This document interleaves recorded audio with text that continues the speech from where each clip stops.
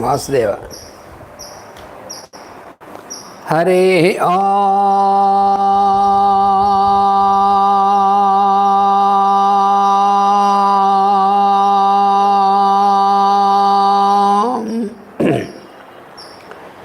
शं नो मित्रः शं वरुणः शं नो भवत्वर्यमा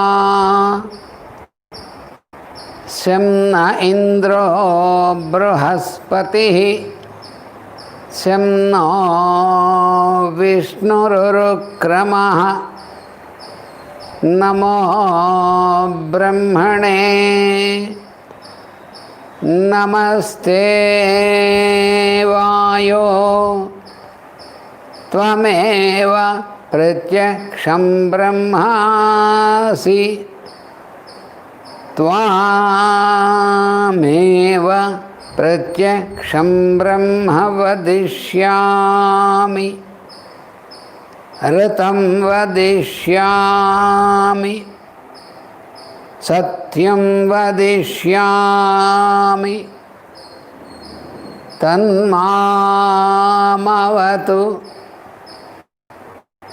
तद्वक्तारमवतु अवतु माम् अवतु वक्तारम् ॐ शान्ति शान्ति शान्तिः। प्राच्यपाश्चात्यदेशानां समन्वयविधायकं शान्तं सौम्यगुणोपेतं कृष्णं वन्दे जगद्गुरुम्। ओम अस्मद्गुरुभ्यो नमः। Welcome to all our brothers and sisters.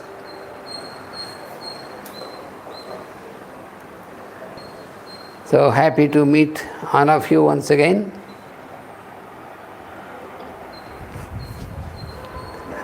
So we have been studying last week. We have just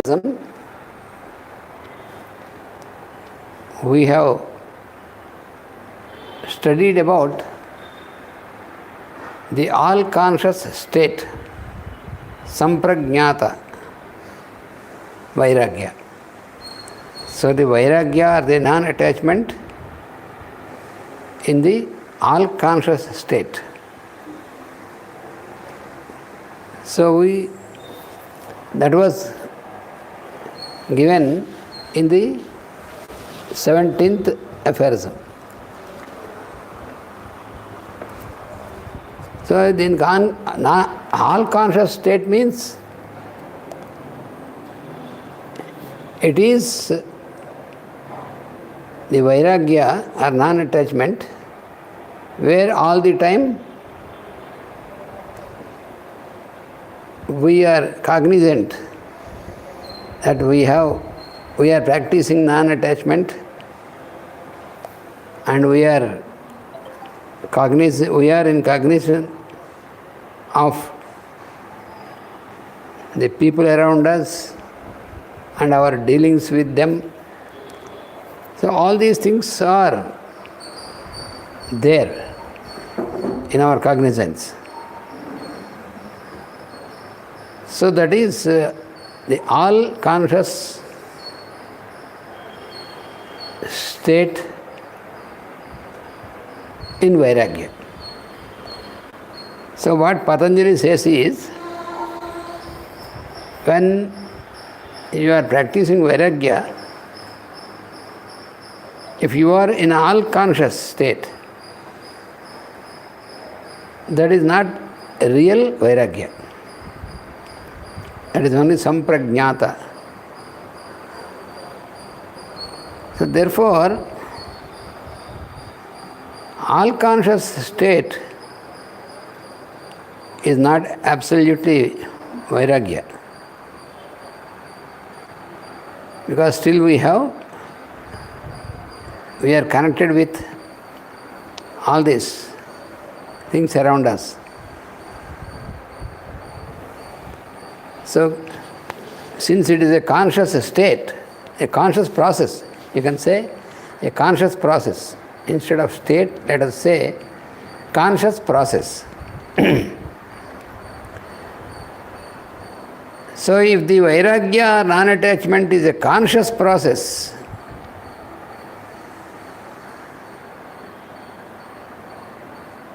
then it is not real vairagya. That is what very clearly explained by Patanjali.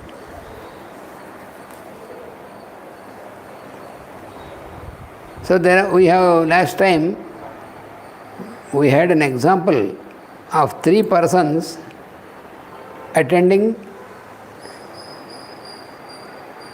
a very good melodious musical concert. So in this example, the first fellow, he was there in the hall, and all the time he is listening to the music, no doubt about it, and he is observing the musician, how he is improvising and how are the mannerisms, how is his face, how is the appearance. So he is observing all these things in the musician. He is listening to the music produced by the musician, and he can see everything around him in the hall. No doubt he is listening to the music. So he is listening to the music, he is observing the musician with all the details, he is observing the hall, he is observing everybody around him. So in this case, is he enjoying? Of course he feels he is enjoying. But is he in the absolute experience of music or not? So you cannot say that he is in absolute enjoyment of experience, not only enjoyment, absolute experience of music. Absolute experience of music can be possible when all these things are dissolved. As long as all these things are there, then it is not real experience of music. Similarly, the person who is practicing vairagya or non-attachment, if constantly he remembers that he is practicing attachment, non-attachment, and if he remembers his relationship with the persons around, with the objects and all these things, and he remembers that he is practicing vairagya with them, non-attachment, so he is cognizant of, especially about his practice. So all the time he remembers that he is practicing vairagya. So you have to practice vairagya, start practicing vairagya, but if all the time, even after many years, you still always you remember that, yes, I am practicing vairagya with my wife, I am practicing with vairagya, non-attachment with my children, I am practicing non-attachment with my work at the office. So all the time he remembers everything, he is cognizant of everything, and he remembers he is practicing non-attachment or vairagya with everybody around. So this is the first type of vairagya, which is called samprajñāta, that was explained in the 17th aphorism.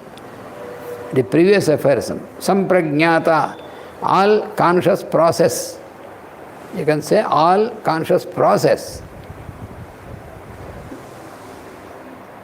So he is like the person in the example of the music concert. The person, the first one, who is listening to the music and who is observing everything, including the musician and everybody. That means he is only listening to the music, but he didn't get into the experience of music. That is the first example. The other two fellows, of course, last week we have discussed this, but we have to always remember this example, otherwise we cannot really understand this. So the second fellow, for him, nothing is existing. He just sat in his chair or place to listen to the music. After a few minutes, everything in the surroundings disappeared. Everything is gone, and musician is not seen, no sound is heard, nobody is in the cognizance, he is not able to observe anybody. So, absolutely everything is dissolved.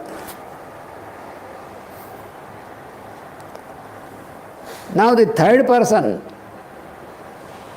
for the third person also, he started to listen to the music concert. In a few minutes, the musician who is producing the music is not seen, and his surroundings and all these are also not seen. Nothing is seen. And then finally he is not listening to the sound also, absolutely. So he is not seeing anything, he is not listening to the sound, nothing. So what is the difference between the second fellow and the third fellow? For both of them, there is nothing in their cognizance. Everything disappeared from their cognizance. And the sound of music is not there, and the musician is not there, all the surroundings are not there, nothing is there, everything is dissolved in the second fellow and the third fellow. In the first fellow, everything is there in his cognizance. He is also listening to the music, but everything is there. Musician is there, instrument is there, all the hall is there, everything is there, he can observe everything, all cognizant. That is the first example. But the first, second and the third one, everything is dissolved, absolutely. And even the sound of music also is not there all the time. Suppose the music concert continued for 3 hours. All this time until the concert stops. For the second and third fellows, absolutely everything is gone, dissolved. Then what must be the difference between the second fellow and third fellow? The difference is, the second fellow, when he was leaning in his chair and started to listen to the music, within a few minutes he has gone into sleep. Perhaps for the last 1 or 2 nights he didn't have sleep. So, since the hall is very comfortable, closed and air conditioned and everything is very comfortable, so he was leaning in the chair, started to listen to the music, and everything stopped. Absolutely. So, after the music stopped, concert stopped, somebody just pulled him and said, "My dear fellow, the music is completed, concert is finished, everybody is going." Then he wakes up and then he goes. So, this is the second fellow in the example. But the third one, for him also, he started to listen to the music. Gradually, everything disappeared for him. But he has not closed his eyes.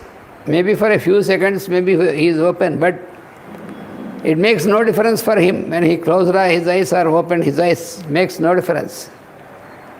But everything gradually disappeared. The hall and the surroundings disappeared. The face and the body of the musician disappeared. The instrument which he is playing disappeared. And the sound of the music also disappeared. But he is in a very, very sweet experience, dissolved, even though his eyes are open also, but nothing, absolutely, he is experiencing music.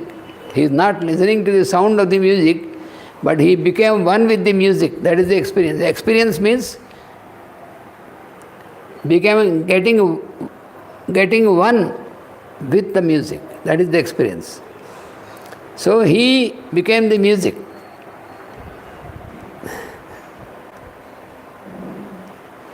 Just like how we have a very, very tasty food, sweet food, which we like very much, is served before us.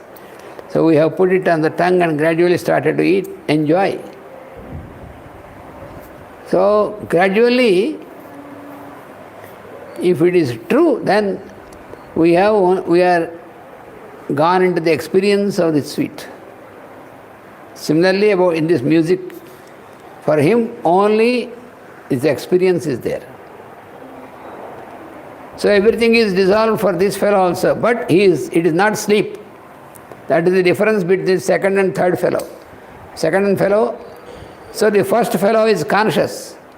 The second fellow is unconscious because he got into sleep. The third fellow is not conscious but not unconscious. He is in supra-conscious state. You remember last week I have explained you 4 states of our consciousness in which we exist. The first is the awakened state or Jagrat, and the second one is the sleep state. The third one is the dream state, and the fourth one is the fourth state. Last week I have explained you, which is the absolute state or real state of existence. So this fellow got into that real state of experience. So he was one with the music. For him, nothing is existing. The surroundings are not existing, musician is not existing, instrument is not existing, and the sound of music is not existing. No more. Absolutely only thing is, he is in an intense, immense experience of music. He became one with the music. That is the supra-conscious state. So that is beyond our body, senses, mind, and even intelligence and all these things. Nothing is there. Everything is gone. That is the real state. So it is only the soul, the real inner light. So when you understand this example of these 3 fellows, you can understand this these aphorisms of Patanjali also. You just apply the same thing to Vairagya.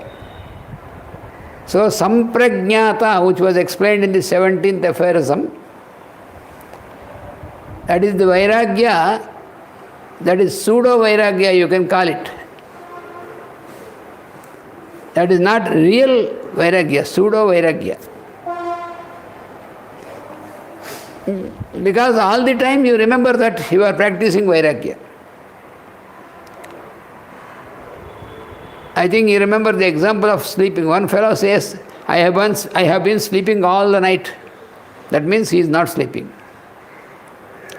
If he could explain you, he can remember and he can explain you that he is sleeping, that means he is not sleeping. He only says he is sleeping, but absolutely not. So in the same manner, if all the time one remembers that he is practicing Vairagya, not attachment. Vairagya, with his work, Vairagya, with his relationships and all these things, then it is not real Vairagya. Only he is feeling, he feels that he is practicing Vairagya. That is only a feeling, but not really experience. But what is being explained now in the 18th aphorism, which we have just entered last week, is it is asamprajñata, means it is not conscious, it is not unconscious, but supra-conscious. It appears as if it is unconscious, but not unconscious. In our consciousness we have normal level of consciousness, absence of consciousness, and then what is normally known to normal psychologists is subconsciousness, but this is not subconsciousness. This is supra-consciousness. This is a state of experience of our inner light. So this Vairagya is absolute Vairagya. So therefore, in this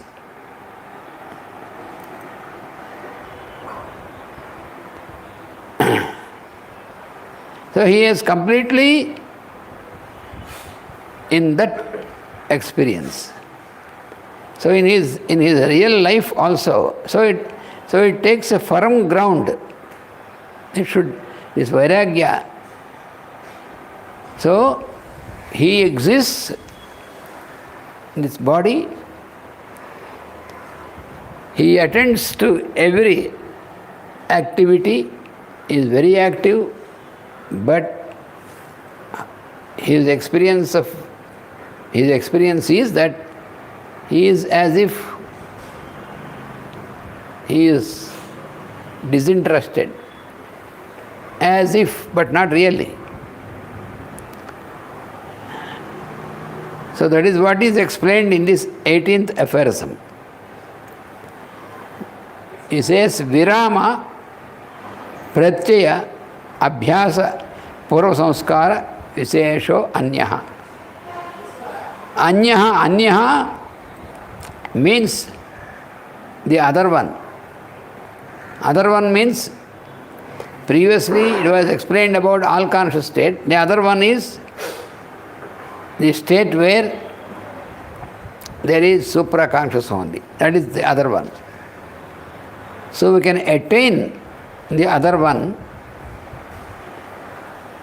when absolutely everything that is in our cognizance, whatever we know, is stopped. Only when everything stops from our cognizance, only experience stays, then it is supraconscious. Then it is real samadhi. And there is absolutely, there is no impression about samadhi also. All the impressions are gone. So what was said as guna vaitrushnya in this samadhi, when is first explained non-attachment, so this guna vaitrushnya is, that is where all the cognizance of the gunas, so that is real samadhi. So his behavior with any person, his transaction with behavior, his behavior with any person will be absolutely without any impressions on the person, other person. So it may be his wife. So he'll be very natural. His behavior with his wife also, he remembers not as only as wife, because if you remember only wife, then you have your mind is full with all the impressions about her. So this person who is in absolute real samadhi or non-attachment, he attends to his life. He has you see, if you question that he has also a family, or he is also eating or not, he eats, yes, when he is hungry, he takes food. There is no question about this. But he is not eating. That is the difference. He is not eating the food. What does it mean? Is he starving? No. He never starves. When it is hungry, then he allows his tongue to take food inside and allows his stomach to digest the food and allows his mind to enjoy the food. So that is the difference. So he allows that. So it is the senses and mind, they work according to his direction. When he is practicing real vairagya, then his senses are working, his mind is working, and everything is attended by him. But all these things cannot influence him, because these influences, there are many influences that in our daily life, when we are not practicing yoga, when we are not on the yogic path, then there is no abhyasa, no vairagya. Then what is happening? That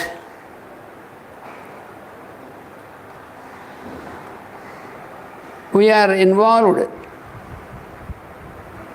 in every activity with all these things, but there is nothing. So, for this person who is practicing real vairagya, or asampragnata, or real vairagya, non-attachment, he also eats like us when he is hungry only. That is the difference, of course. We can eat even when we are not hungry. We can eat for fun. we can drink for fun, we can eat for fun. That is because in our case, if we are like this, and when we can eat, when we are not hungry, when we can drink, when we are not thirsty, only for fun, only for taste, that means we are under the control of senses and mind.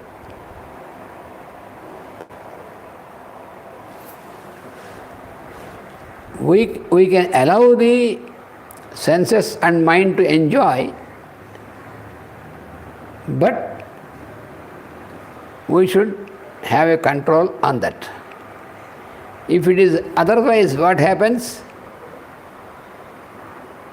We try to enjoy at the mercy of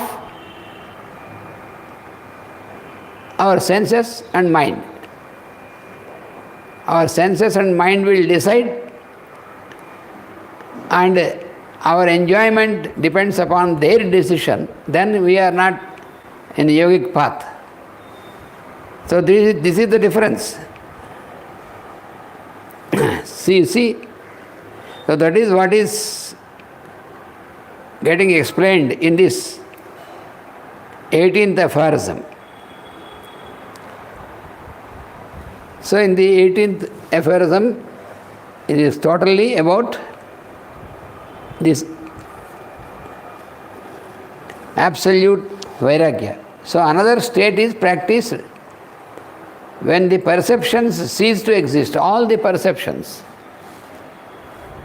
cease to exist, and the associations are left behind. That is there. Associations are the seeds. That is samskara. Association. Samskara means association.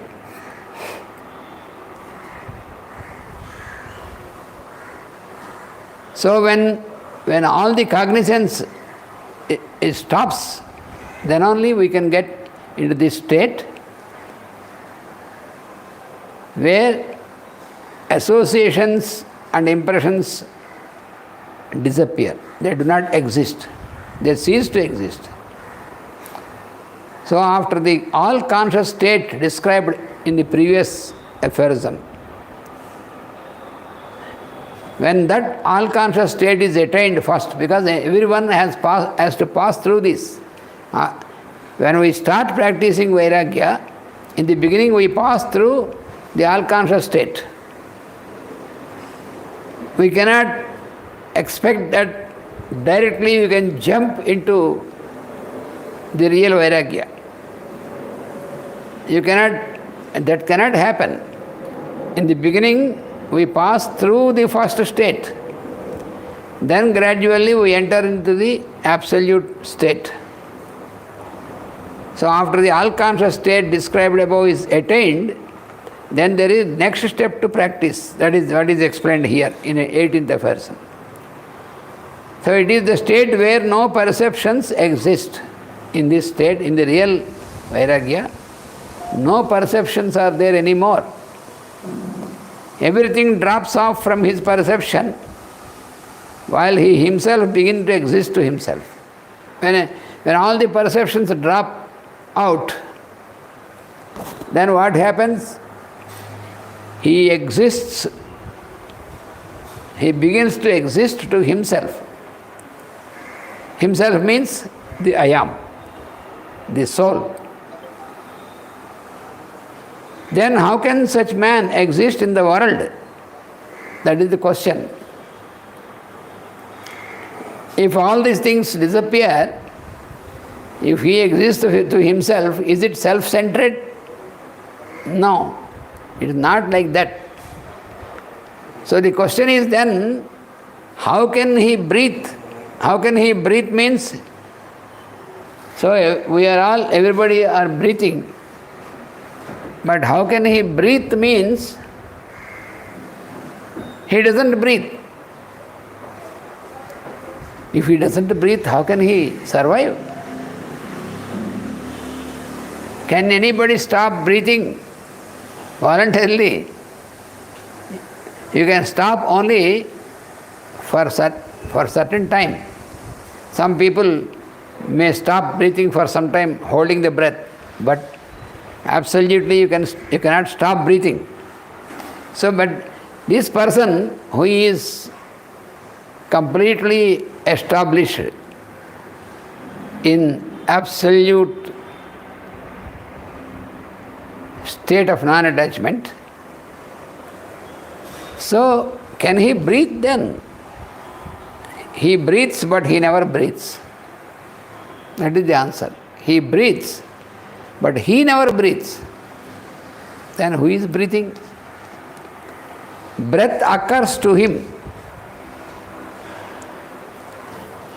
Breath occurs. What is breath?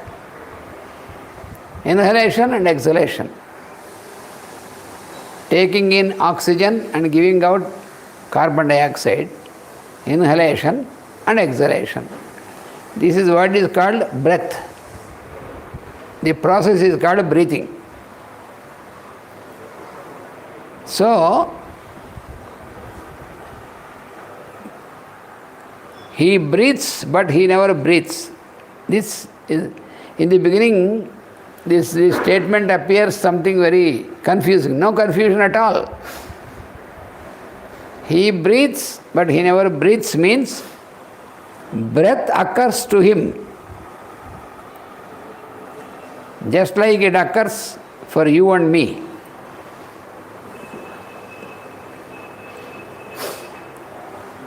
So everybody is breathing.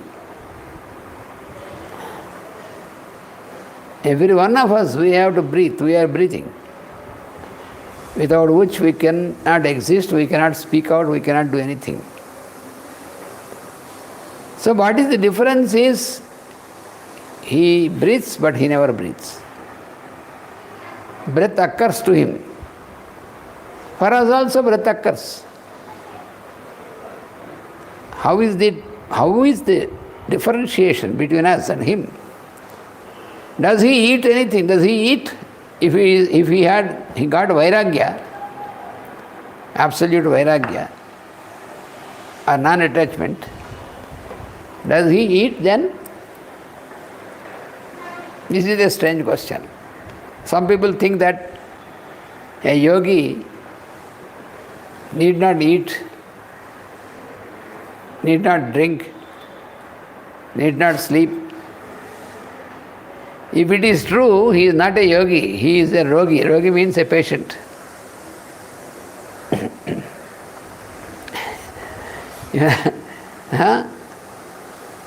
A person who has some problem with his digestion, his liver function is disturbed, and his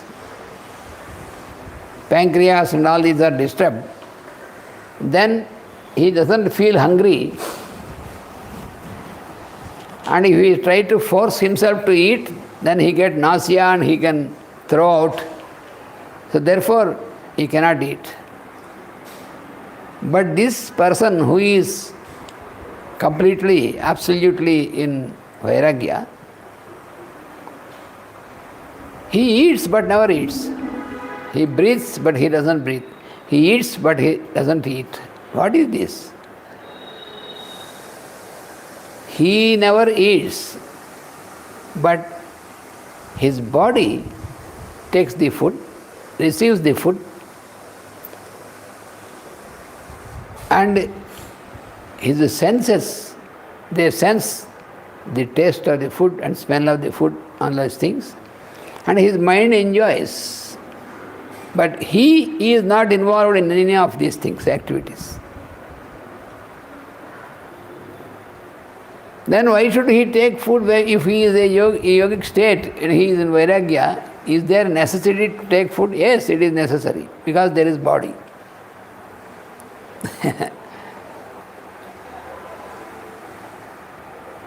So this is not a dry philosophy, pseudo-philosophy. This is not true. Food is necessary.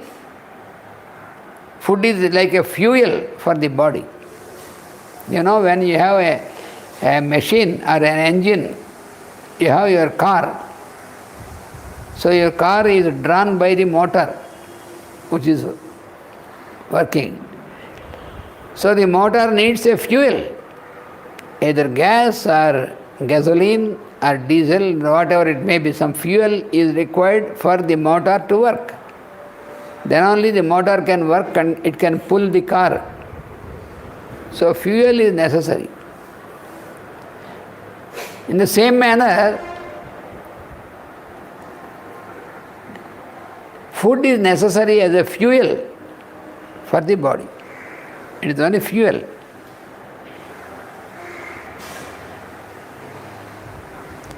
So if some people think that a yogi doesn't eat, yes, there are some people who believe, or there are some people who believe that they became yogis, so then they stop to eat and then get into disease. But then you can ask, some of you might have heard about some very high yogis who absolutely do not eat and drink and sleep. What about them then? You know, they are in a very high state of soul experience where they receive the energy directly from the cosmic. Therefore, they don't need to take the food for eating. But you cannot expect everybody to have the ability to receive and absorb this energy, direct cosmic, without a necessity to take food. You cannot generalize this. Even though you are practicing yoga for many decades, or even though you are practicing vairagya, all these things, but even then you cannot expect that you can absolutely survive only by absorbing the cosmic energy without necessity to eat or drink. So that is not a general state. We are studying yoga sutras, you are studying the science of yoga, which should be common for everybody who practices. You should not take those examples. Because I know some people, there was one lady in Belgium, many years ago, she came to me for advice, for consultation. And she said, already since 15 or 20 years, she is not eating. She told me, I am not eating absolutely anything. Okay, good. Then what are you doing? Then she told me that, yes, I only drink warm water. That's all. Okay, very good. And she said, yes, I am in practice of yoga, therefore I don't need food. Okay. Then I asked that you came for some advice or some consultation. So if you are already in yogic state, without any necessity to take food since many years, so then if you are really in yoga, then there should be no problem at all. So what is your problem? Then she narrated many problems for her body and mind. Many problems, psychological problems, physical problems. Then I said, it is not possible that if you are really in yogic state, without a necessity of taking food, if you are really in that state, it is not possible that you have any of these problems, no psychological problems, because absolutely your mind and body and senses are absolutely under the control and you are in the highest experience, then automatically the cosmic energy is received. If it is like that, then what is the problem then?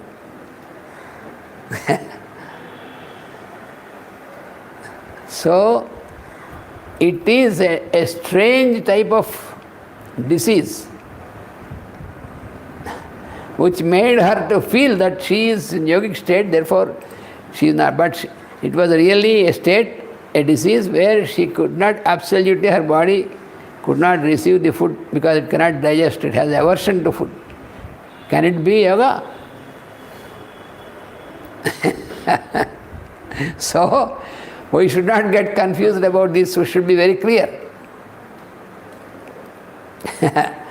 So a person who is in the real process of vairagya,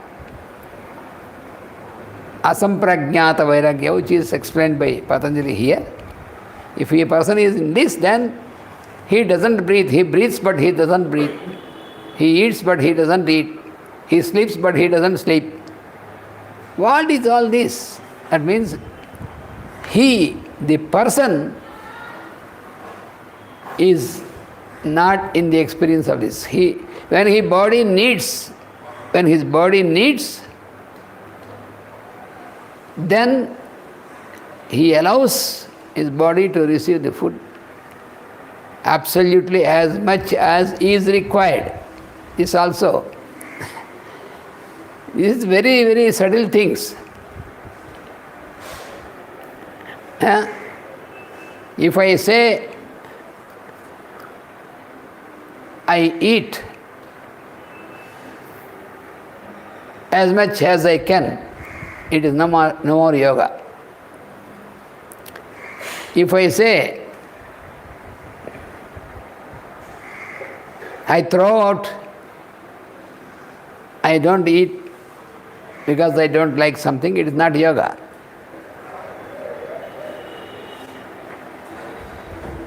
If I eat whatever I like, it is also not yoga.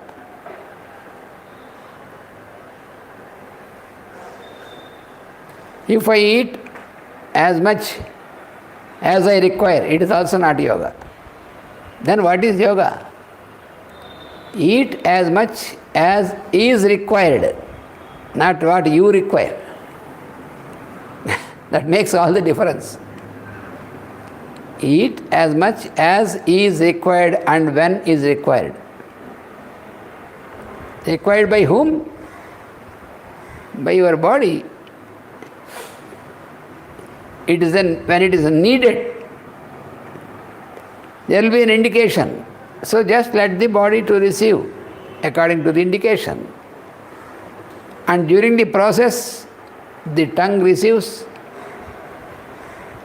and through the mouth it goes in, gets into digestive system, it digests, and during all the time our mind will be enjoying, let it enjoy, the mind. You let the senses and mind enjoy, but you regulate. Don't allow the mind and senses regulate you. Don't enjoy yourself and get regulated by the mind. If that happens, what happens? I eat something which I feel very tasty, I enjoy, and the mind regulates you. Then the mind says, go on eating, no problem. So there is no regulation. So it is on the reverse, on the other side. Let the senses and mind enjoy, and you regulate. So eat as much as is required, but not as much as I want to eat. No. So it is very subtle difference, but we have to know this and we have to apply this. So absolute vairagya, non-attachment, is this experience. So his stomach digests according to the previous habit. So how if he doesn't eat, He is eating but he doesn't eat. His tongue is receiving, his tongue is tasting, he is not tasting. His body is receiving, he is not receiving. His stomach is digesting. So how it can digest? It's because of previous habit of digesting. Everything is controlled by the habit forming nature. So which left him and left its seeds in him. That is what is explained in this aphorism. Association, previous association means like a seed. That is what we carry from one birth to other birth also. We carry this seed, this association. He never feels the taste of anything, though his tongue and mind rejoice the taste under his mastery. Once his regulation. So they cannot go on doing something unregulated. So he absolutely is regulating while the mind and senses they are enjoying. And then the other question is, a person who got absolute vairagya, non-attachment, can he have a family, wife and children? No. It is a shock. Can he have a family? Can he have a family if he has got vairagya? No. His family is maintained by him. He doesn't have a family. Does he maintain a family? No. The family is maintained by him. It is just like, is he driving the car? No. The car is being driven by him. We have already several times we had this example. He is not driving the car. He is sitting in the driving seat, put on his seat belt, started the engine, the motor, and the car started to go on the road. So he is not driving. He is not doing anything particularly for driving the car. The car is being driven by him. In the same manner, he doesn't maintain his family. His family is maintained by him.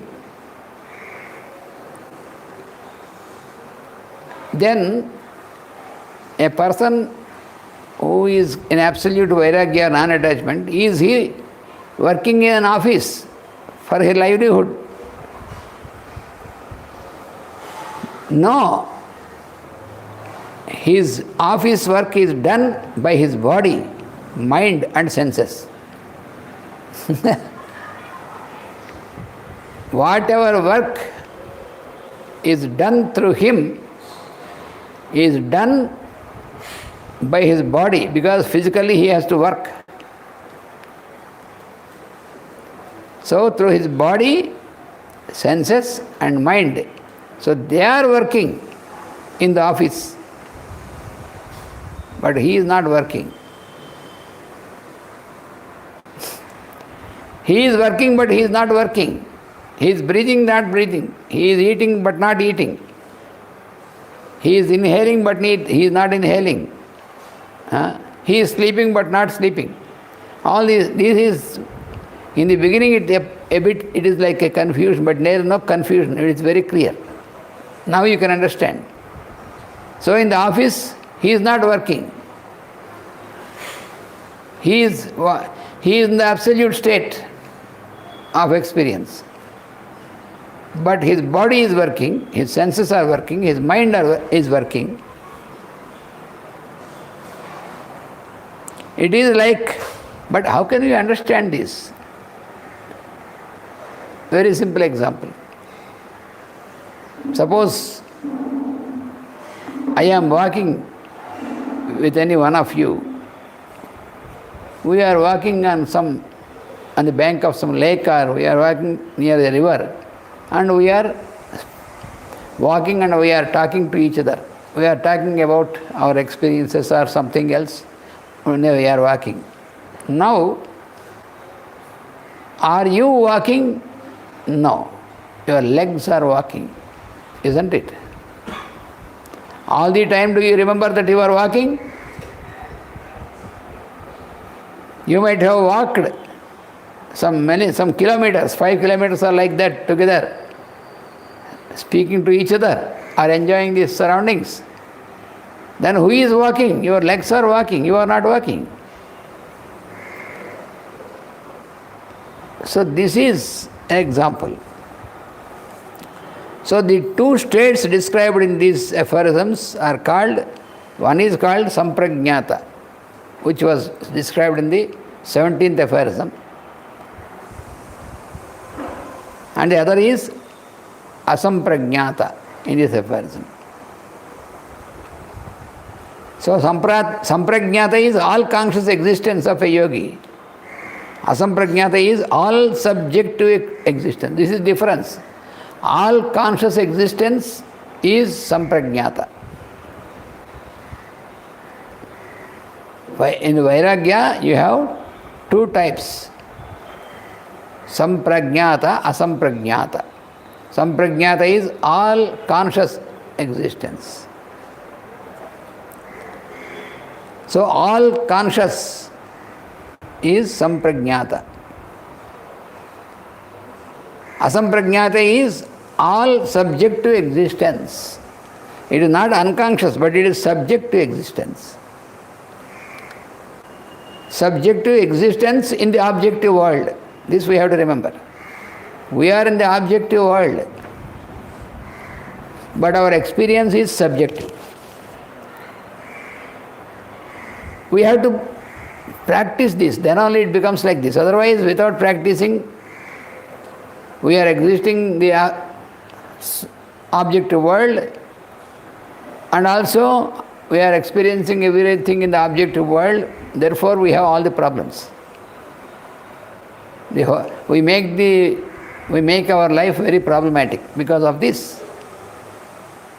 Why we came to practice yoga in its real sense with all this, why we want to practice this is that we should be able to live in this world without making problems. Who is making problems? We always think that all other people around us are causing problems. No. Nobody can cause problem to you. We create problems by ourselves because we are not aware of practicing yoga. That is the reason. We are not aware that there is the possibility to live in this world, objective world, without making any problems for yourself and for others. No. How can it be possible? When you practice these things. Abhyasa, Vairagya.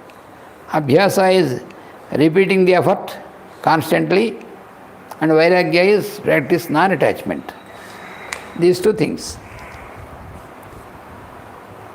So in the first state, that means all conscious state, things and people exist to him according to the right measure. In the all conscious state, all are existing. People are existing. Things, objects and people are existing. There we always try to use right measures.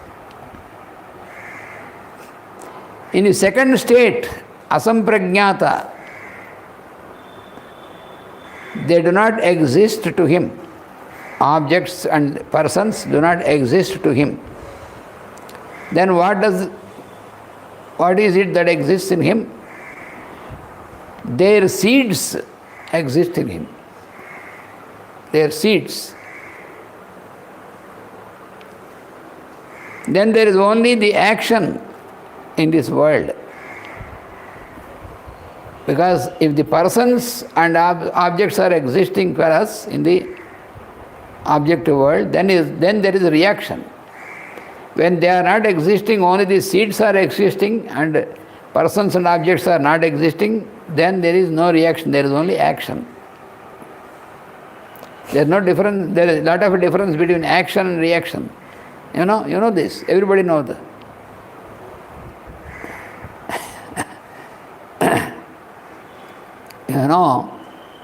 In the beginning and at school, when we are studying science, then what is taught to us?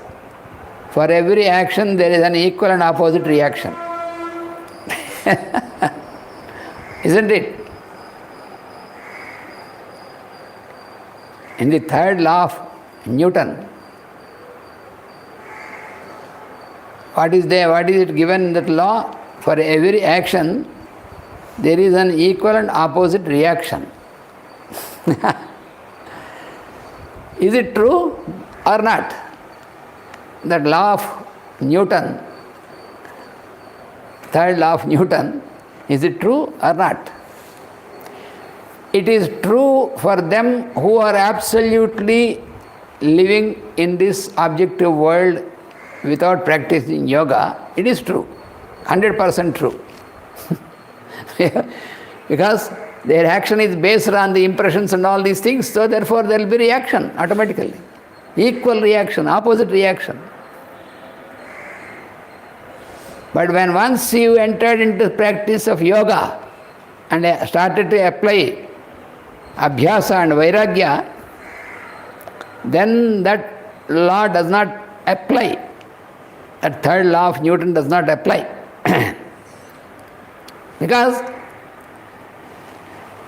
your action is only from the subjective plane.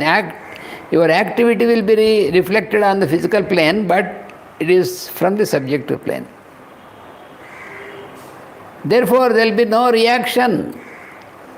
Your action is not based on the reaction. When there can be reaction between two persons, when one person acts according to his impression about the other person, and then his action induces impression in the mind of other person about this fellow. So it is an interaction based on the impressions in the minds of both the persons. Then it is absolutely reactions, action, reaction, action, reaction. So then the Newton's law is true then. But when you are started to practice vairagya,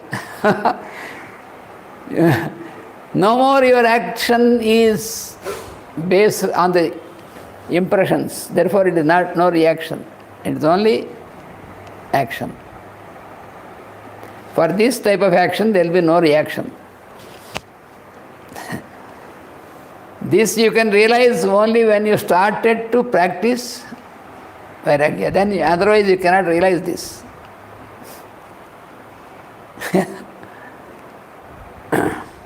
When I give you some new fruit, I say it is very sweet, you can eat.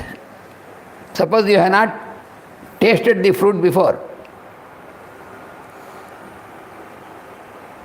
Before coming to Europe, to the West, I have not tasted what kiwi is. So my friends have given this fruit kiwi to me and said, this is also a very good fruit. But I don't know the taste of it before. I have never tasted that. So how can I have an experience before I have tasted it? You see? So, if I make an impression in my mind, either that, oh yes, this kiwi should be very tasty, or if I make an impression otherwise, oh, this may not be so tasty because I have tasted many good fruits in India, so this is strange fruit, it appears very strange, so it may not be tasty. So all this is basing on the impressions of my mind.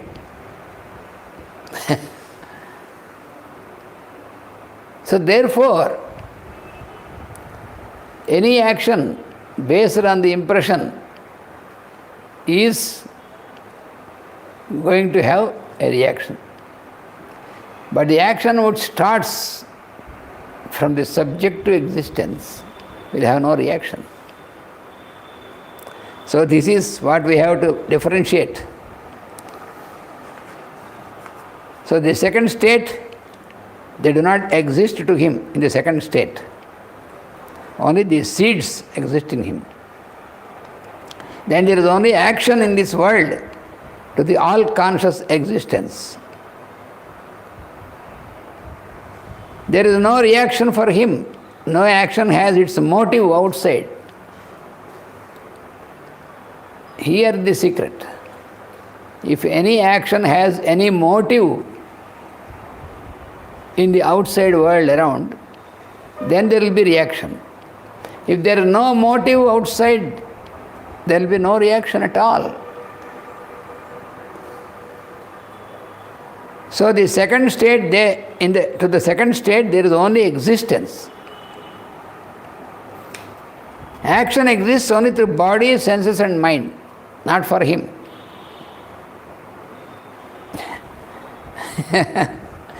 We have to study and apply this to our life, then only we can realize this. This is, the science of yoga is a science of application. It is more a science of application than speculation. There is nothing to speculate in this science. Only application. When you apply, then you get into the experience. In the same example, when you have given a new fruit, taste it, then I will experience it. Without tasting a new thing, and we make an impression. So, guna vaitrushnyam, that is what is called, given in the previous aphorisms. So, no thirst for the qualities. So, Purusha Khyate Guna Vaitrushnyam. This the previous aphorisms we have to remember, we should not forget. So, Guna Vaitrushnyam, no thirst for the qualities.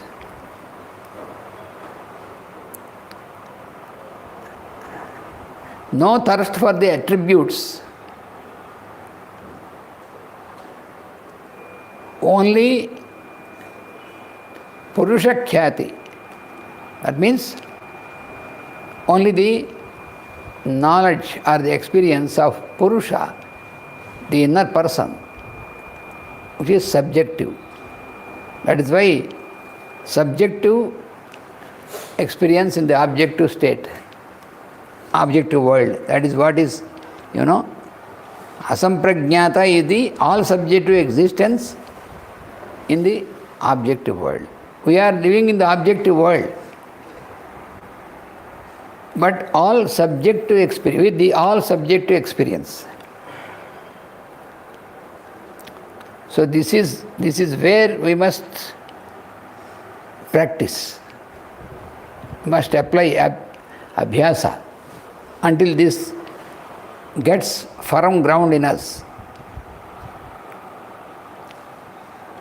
So here, in this aphorism, virama. What is virama? Virama means stoppage.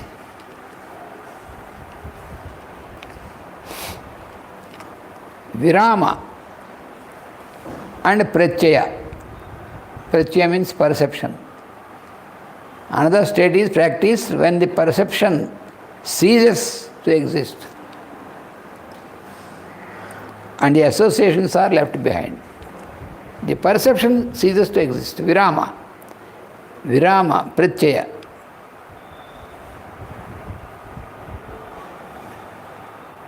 What is it that ceases to exist is our, with other persons around us, maybe in the family or in the society, whatever it may be. It is always with the other person, Our transaction is always with the other person. So, all the transactions, what is the motive? in any particular transaction with the other person. So there is the thing. So if you have your motive outside in the person or object, then there will be always action and reaction. But when this stops, when there is no motive, because what all your expectations from other person. So anticipation and expectation, here the secret. What is the thing which has to cease or stop? What is to be stopped?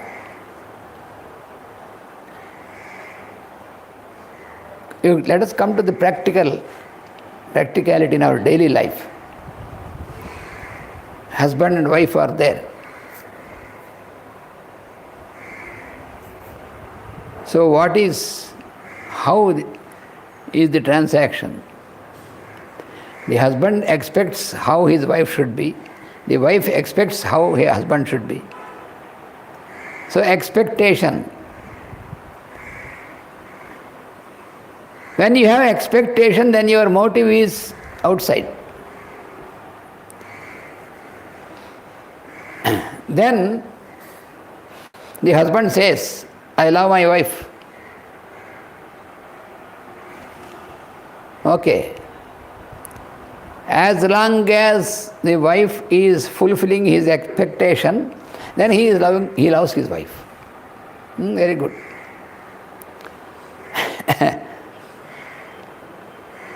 So what he called his wife, what he sees his wife, that is also we are going to more and more bit deeper. Is she a wife? Is she born as a wife? Or are you born as a husband?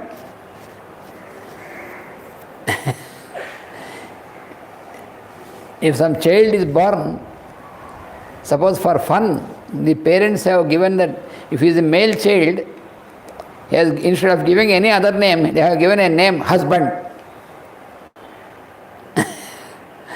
And a female child is born to some other person, parents, so they have given a name, wife.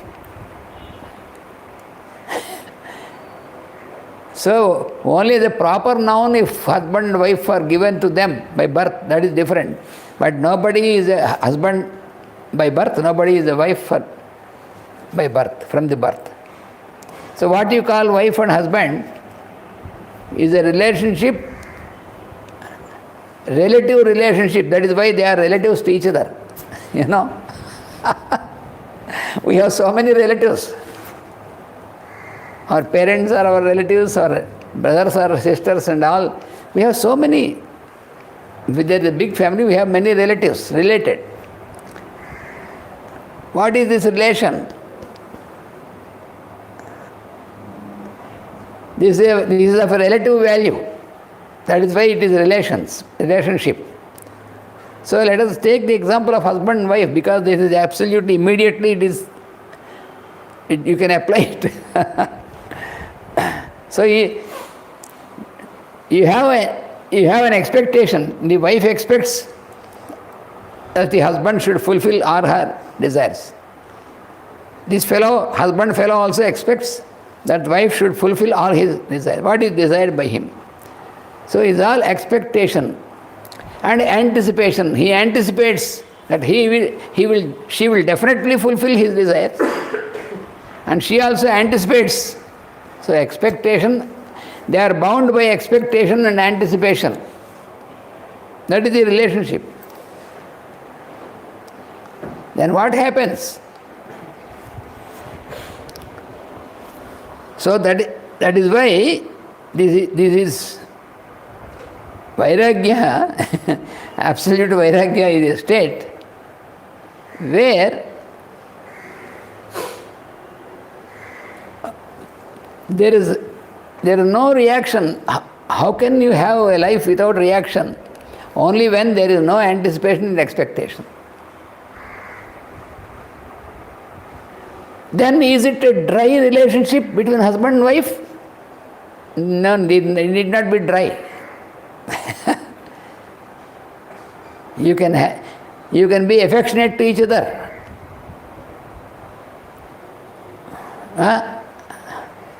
Then so it is not a dry relationship. Don't be afraid.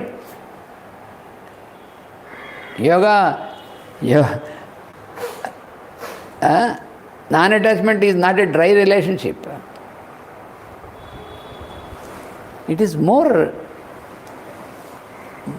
joyful, more happy relationship. If you live only always with expectation, then what happens? There will be disappointment. That is what is happening in many people's lives. Why there are so many disappointments? Because of expectation. You expect something from your wife, you expect something from your colleague in the office, you expect something from your boss in the office, you expect something from your subordinate in the office. Like this you can make a list of how many expectations you have with many persons. So if the expectation is not fulfilled, then what happens? Disappointment. This is because you don't know what Vairagya is. If you start practicing Vairagya, then all your expectations and anticipations will disappear. Because Guna Vaitrushnyam. There is no thirst for quality. All this about other persons. Because there are no impressions anymore.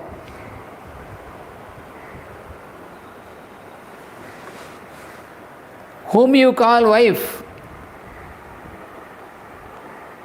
you have to realize that what you are to yourself, she is to herself.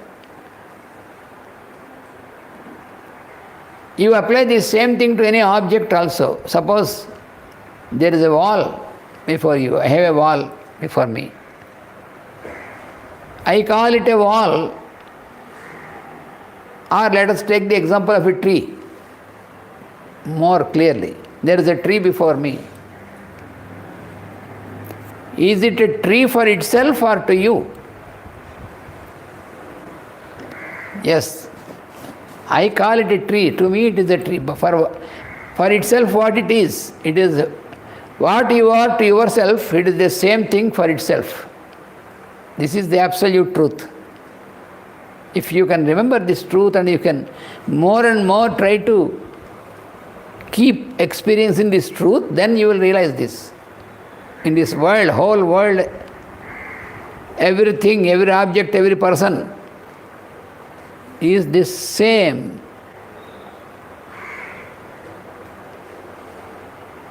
This should be not only a concept in the mind, but it should become experience.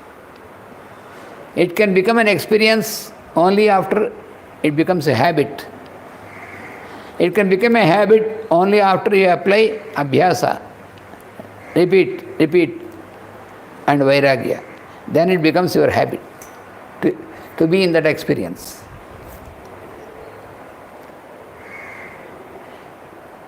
Then what happens is then there is no more reaction. There is only action. So any object which you make use of it is according to the utility only, no more about its so-called value and all these things. Utility.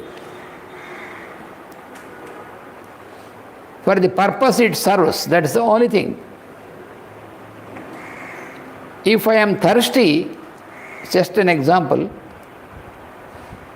I need a glass of water. That is the only thing, absolutely. But this glass of water, it makes no difference if it is given in a golden glass made of gold, or glass made of silver, or glass made of copper, or glass made of plastic. or glass bottle, it makes no difference. Absolutely what is needed is only water to quench the thirst.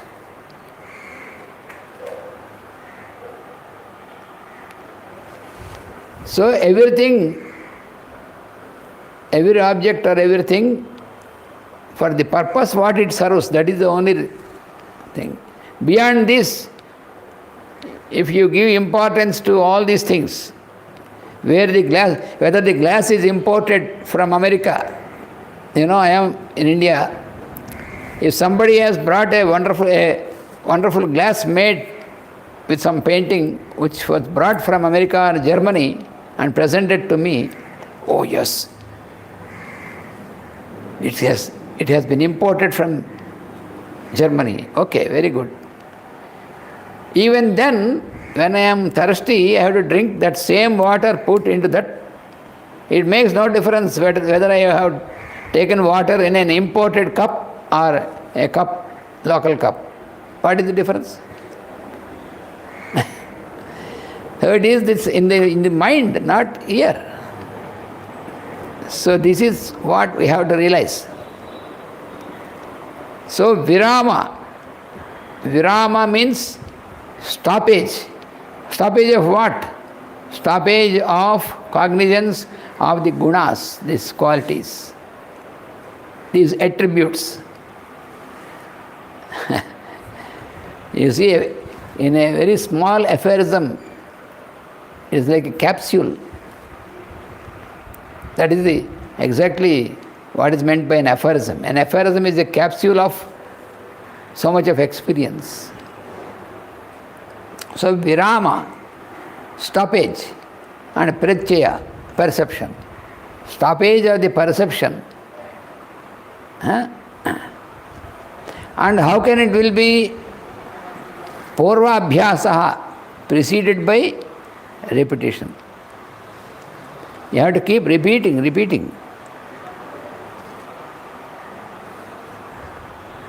And samskara, sesha, associated from the associations that are left. So your behavior, your transaction or your behavior with the other person should be absolutely free from all these considerations basing on the qualities and impressions, all these things. It will be free from that. Free from the motives. Then there will be stoppage. Then only there will be stoppage. So it stops. So our pratyaya, our perception about the stoppage, then how can it happen when it has a trust, when we can, because then the mind cannot work in other way. The mind keeps on working according to your real experience. That is the only thing.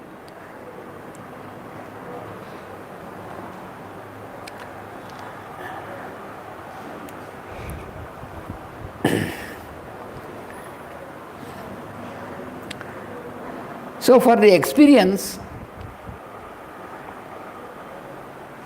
all the attributes are not required actually speaking.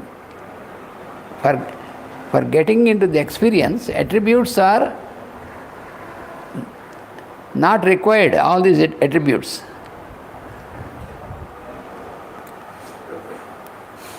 Because I don't know what is vairagya, no problem.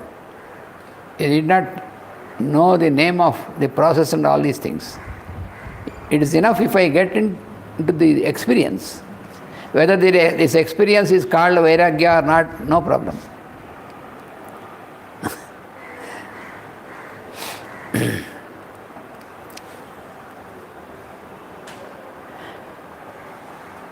Master has given a wonderful example.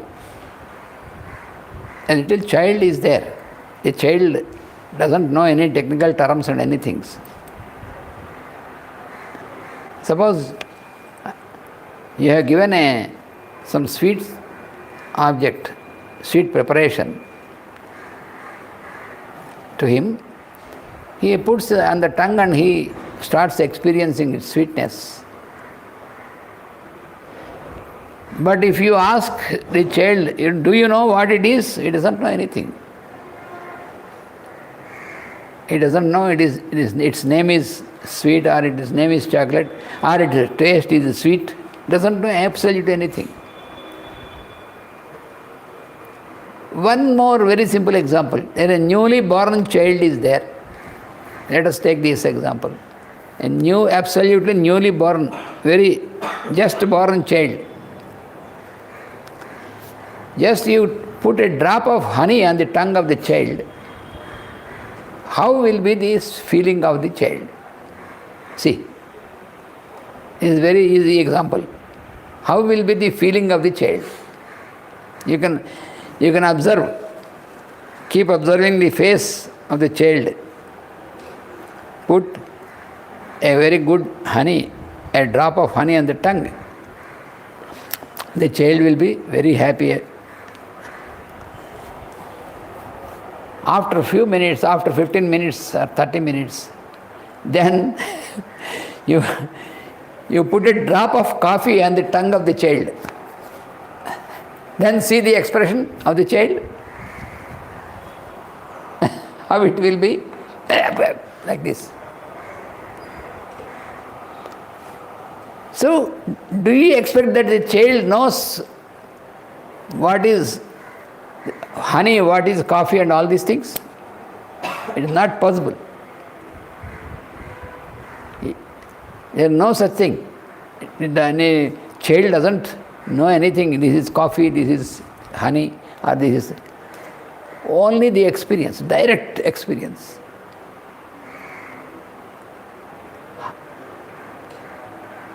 You can repeat this experience 100 times with 100 children. It will be exactly the same. So even without knowing the names and technical terms on all these things, only experience. Huh?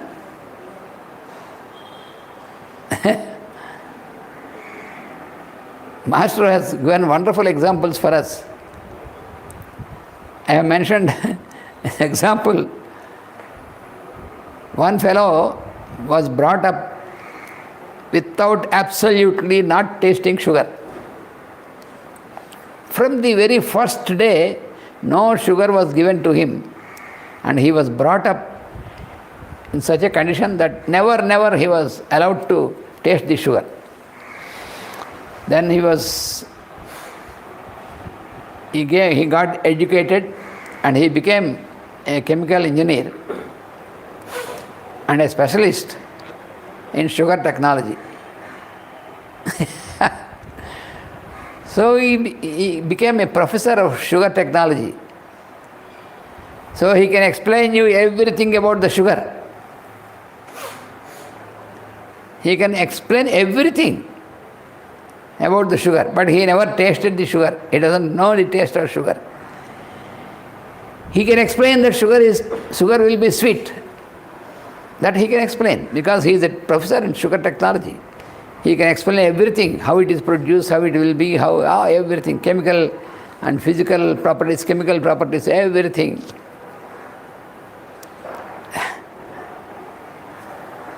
You have a child playing, and the child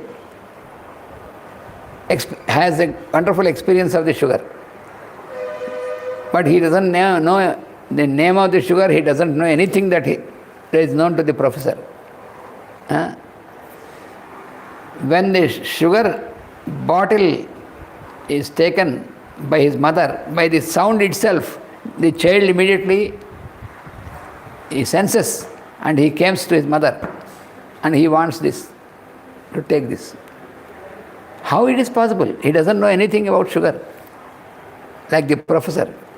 The professor knows everything except the experience of sugar. The boy has only the experience without the knowledge of sugar. Then what is required? Absolutely experience. Without experience, all the knowledge, is it useful? So, absolute vairagya is the experience, subjective, so subjective experience in the objective world. This we have to remember. Then we can understand very clearly this aphorism. So let us continue to study. We have not gone far into next aphorism. Not necessary to go jump into next aphorism without absolutely having the real experience, what is explained in this aphorism. So let us try to continue in our next class. Vasudeva, thank you all.